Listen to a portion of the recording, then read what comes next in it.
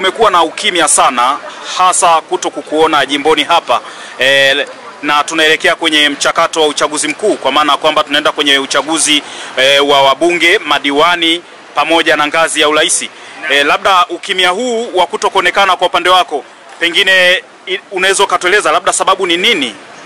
Kwanza niende tofauti na hilo swali lako. Mimi sijawa kimya. Mimi nimeendesha ligi baada ya kumaliza uchaguzi 2020, ndio mtu wa kwanza kuingia na ligi huko nikizunguka huko. Lakini toka mwaka jana nakubaliana kabisa mwezi wa 6 wote kuwepo jimboni, na hili tokana na kwenda kujiandaa kwa ajili ya uchaguzi ujao ambao ulikuwa uchaguzi mkuu. Nimejiandaa kweli kweli, lakini baada ya hapo chama kilitoka na kuja na mfumo ambao tunahitaji tufanye mabadiliko kwenye sheria za uchaguzi, ambazo ndio unasikia kwa lugha ya wenzetu wanasema no reform no election, kwamba bila mabadiliko ya kanuni za uchaguzi hautafanyika.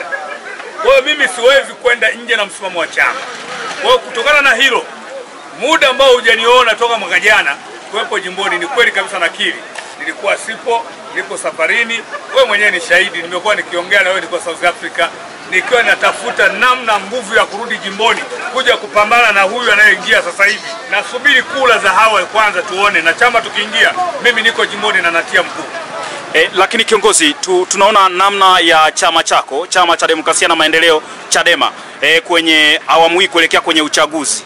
Kwa maana wewe kama mwanasiasa ambaye ushai kuingia kwenye kuwania ubunge 2020, lakini pia tunaamini kwamba ndoto zako pia inawezekana kama ulivyosema umejipanga na unakuja tena kwa ajili ya kuwania ubunge. Unaonaje sasa chama chako kiendi kwenye mchakato wa uchaguzi? Labda pengine wewe unaweza unataka kudondokea wapi? Manake macho ya watu na mitazamo wanaweza wanatazamia kukuona pengine unaingia CCM au Chauma, wazee wa ubwaba au na chama na kadhalika. Kuna vyama vingi. Labda unaweza kuliweka wazi hili ili na watu wengine waweza kufahamu.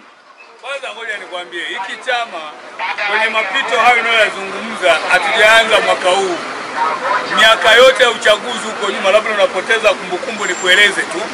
Hata kipindi tunaingia kugombea 2020 tulikutana na sekeseke ya kina Mashinji, akina nani, katibu mkuu, kina nani, akina Sumai, walitaka kuua chama 2019, lakini chama kilivuka. Alikuja Magufuli na mchezo wake wa kutaka kuhakikisha chama kinafutwa. Haya mapito ya kupigwa tukiwa mahakamani, haya mapito tunayoyapitia ya kutuzuia ruzuku, haya mapito tunayoyapitia ya kuhakikisha wanatumia watu wetu kwenda kuzuia tusifanye shughuli za chama, haya yote tutashinda, kwa sababu yote aliyopelekea ni kwa sababu ya no reform no election. Hivi sasa unasubiri mimi nitamke ni lini au ni wapi nitagombea? Mimi sitagombea kokote mpaka serikali hii isikilize kilio cha wananchi. Mabadiliko ya kanuni sio masuala ya Chadema, ni masuala ya wananchi. Wananchi ndio wanaolalamika. Kila tunapoingia wanasema tukipiga kula mtazilinda, kwa sababu tunapiga kula tunaibiwa. Hii ndio kilio cha wananchi, sisi tutasimama na wananchi. Kwa hiyo mimi ninachoweza kukuambia leo, tutasimamia kanuni hizi hata kama ni miaka 5. Yatakapofanyika mabadiliko, kama Mungu alipanga nitagombea jimbo hili, nitawakilisha wananchi, nitakuja kugombea. Kwa sasa usitegemee kwamba mimi nitaenda kuuza sera za wali kule. Mimi sio mtoto bwana. Mambo ya wali ni ya watoto. Mimi nitakwenda kwa CCM, kazi yangu kwenda kwenye chama hicho, mimi nitasimama na watu. Kwa hiyo mimi nipo kwenye chama hiki na siko kimya, na sio muda utaniona.